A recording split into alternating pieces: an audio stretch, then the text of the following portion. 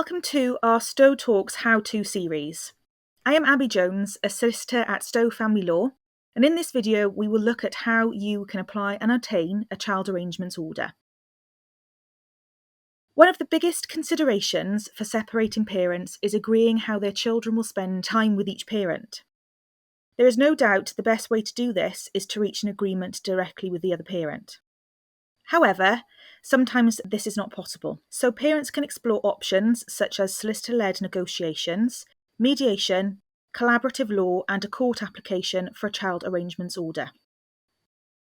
A child arrangements order is a legally binding order from the family court that sets out the arrangements for children following their parents' divorce or separation. They generally expire when a child turns 18, unless otherwise stated.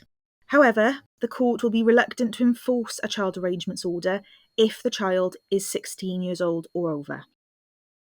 Child arrangements orders can cover things such as where a child should live, who a child should have contact with and when, and even cover off issues such as schooling and holidays.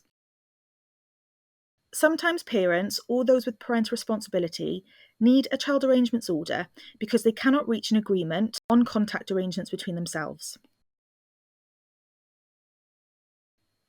Before you can apply for a child arrangements order, you must have tried to attend mediation to resolve matters outside of court.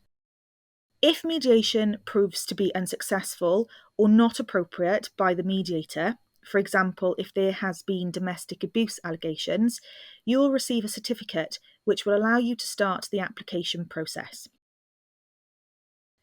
You apply for a child arrangements order by filling out a C100 form in as much detail as possible and paying the court fee of £232. You can apply online or download the form, complete and send it in the post with 3 additional copies to your nearest court that deals with cases involving children. On the form, you'll be asked to provide details about you and the children, and a statement including why you're making the application, any previous agreements you have had in place, including a parenting plan, and what you would like the court to do. You will also need to detail your proposed timescales, if the hearing is urgent and without notice, which means that the other party will not be given prior warning of the application, and if there are any other court cases involving the children. It is a long and complex form, and it is highly recommended that you seek legal advice to complete it correctly. You will need to go to court to obtain a child arrangements order. This may be in person, or it may be a remote hearing which will take place by video call.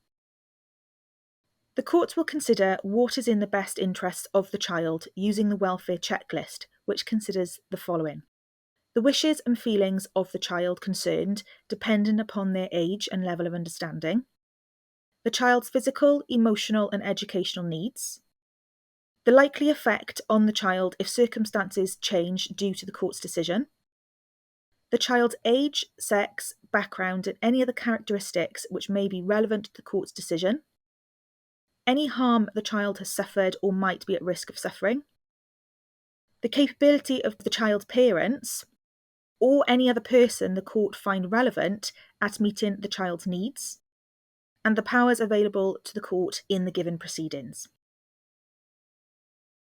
Once your child arrangements order is granted, it is important to stick to the details. Should matters arise down the line, you may need to consider changing the arrangements or applying to enforce the order. It is possible to change a child arrangements order, as parents' circumstances often change with time, and a child's needs change as they get older. For example, your employment has changed and you cannot see the children at the current times. You are moving house, the children's needs have changed.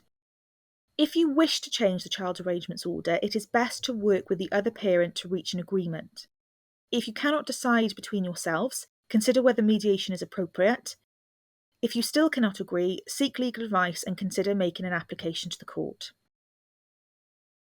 Unfortunately, despite the child arrangements order being legally binding, these orders are not always complied with.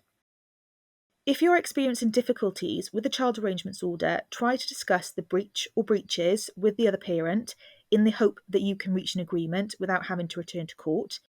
Mediation can also help here. If you have to return to court, an application for enforcement is made on a Form C79. Enforcement proceedings must be dealt with without delay, and if possible, listed before the judge that dealt with the matter previously. A hearing will be listed within 20 working days of the application being issued. The importance of legal advice. It is important to get legal advice because children cases can become very complex and lengthy. Family lawyers are specialists in the area and qualified to advise you on your legal position throughout.